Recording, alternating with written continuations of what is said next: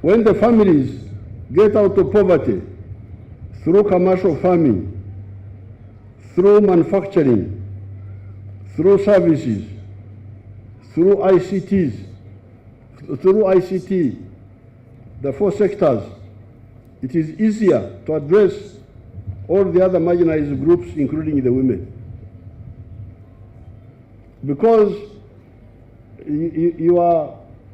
your theme, women in science,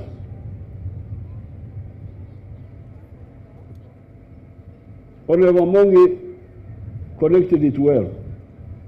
He said you cannot be a scientist unless you went through primary school, and you went through secondary school, and you went to university. But I want to go further back. You may not even go to the primary school if the home does not have income and food security. Because even when we say the government pays, the children should study free in the government schools, you hear them say that children are coming at school without food now. So now, then these greedy teachers and their headmasters start now collecting money from people who have no food. If he has no food, where will he get money from? We must have lunch money. The issue of lunch should be solved at home. So you cannot have, this woman will not be a scientist, or you will not get many of them, you will get a few, but it is easier if the whole society comes up, gets out of non-money economy into money economy, then we will be able to get more scientists, both men and women. So talk holistically, don't talk partially. You cannot maintain backwardness and somehow you get a few scientists and you think they would help the situation. You must have the general transformation of the society. Will the welfare families pay for the girl child to study or not? Show me a daughter or a son of a rich man that has dropped out of school on account of not being able to pay the school costs. Families getting out of poverty is a good base of solving other problems. Yes, you may get greedy men who get rich and abandon their wives and children. The question is, are they really rich? Or are they just having some little money, while previously they had nothing? Otherwise, if the families are rich, the courts of the state can even discipline irresponsible husbands to share wealth with their spouses. If the husband is rich but irresponsible, the wife will go to court and the court will force the husband to give share to the wife. But if it is an irresponsible poor husband, what will the court force him to share? Say, go back and share poverty. So please, don't mix up issues. Don't start on the top of the house, start from the base. The base. The whole society must come out of backwardness. And then all these other refinements will take place. How will the courts force a poor husband to share poverty with his poor wife and children? Families getting out of poverty is a good first step. In any case, the NRM has got specific programs for the specific segments of the population: women, youth, disabled. This is always catered for under the different funds: PDM, Myoga, youth, and women funds previously. The massive involvement in the 4 acres model and the extensive agriculture assisted by UDB will generate a large quantity of raw materials for the agro-processing factories to handle. As an example, you have seen on the screen that in Kiruhur area, you have a total of 284 cooling tanks, and in the Kiruhur Mbara area, you have 2 big factories processing 800 liters of milk per day. Agriculture, therefore, stimulates industry. What is true of milk is true of tea. There are 27 tea factories in the western region of Uganda. Therefore, all Ugandans, stop excuses. It is possible to get out of poverty. The people in the cattle corridor had got out of poverty through the dairy industry guided by the NRM. They are now sliding back because of the residual cultural backwardness.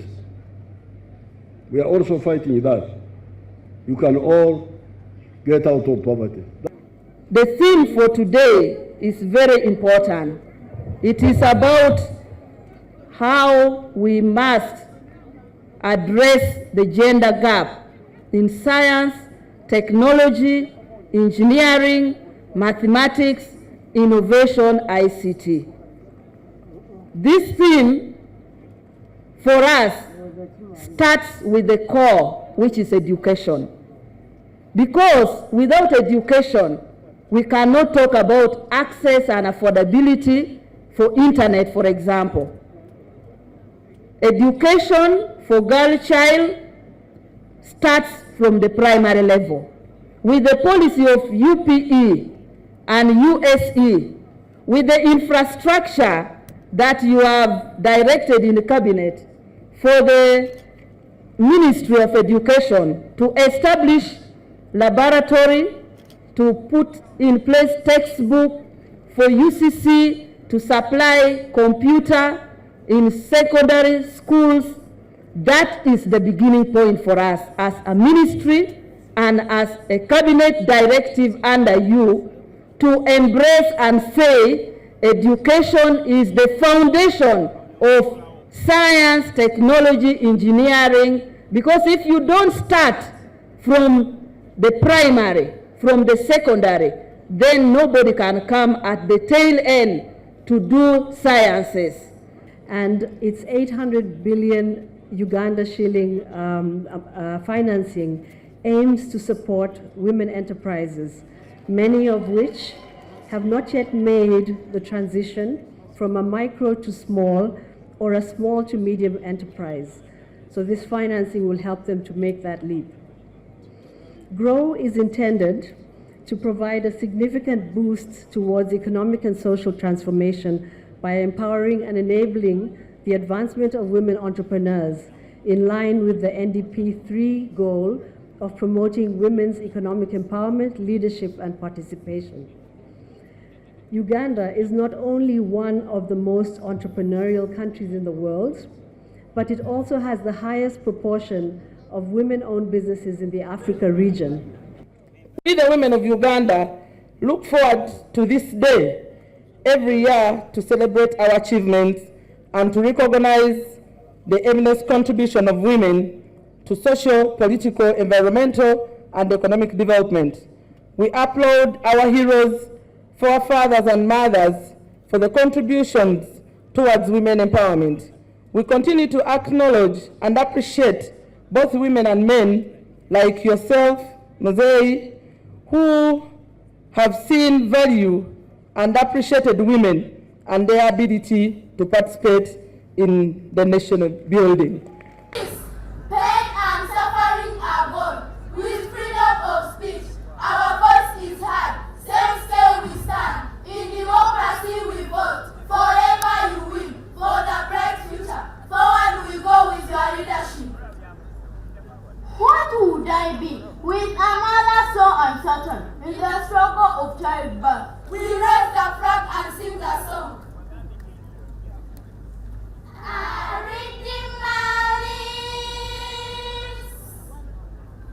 government has done. They appreciate the work of His Excellency Yoweri Kaguta Museveni as the President and Honorable Maama Janet Museveni as the Minister of Education. A First Lady, you can be an MP, and you can be a wife. Thank you, Mama.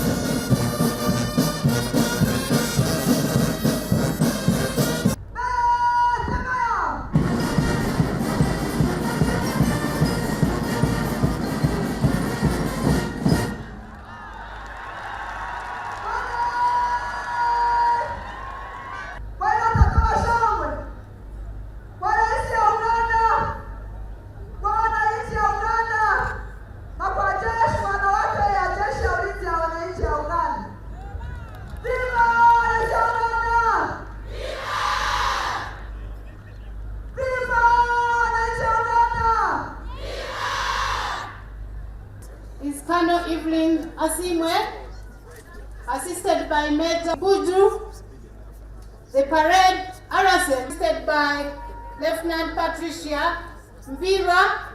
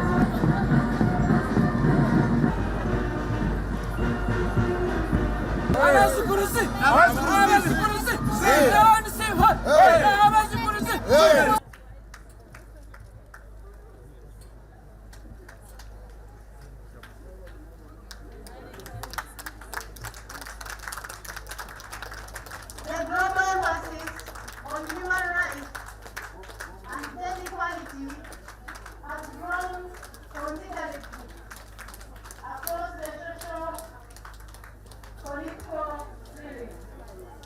We are here today to emphasize gender equality, equity, and inclusion for all children. This is the time to kwenda mumwana umwishi. The gentleman for the men to love their wives. When a man loves his wife, there is peace in that home.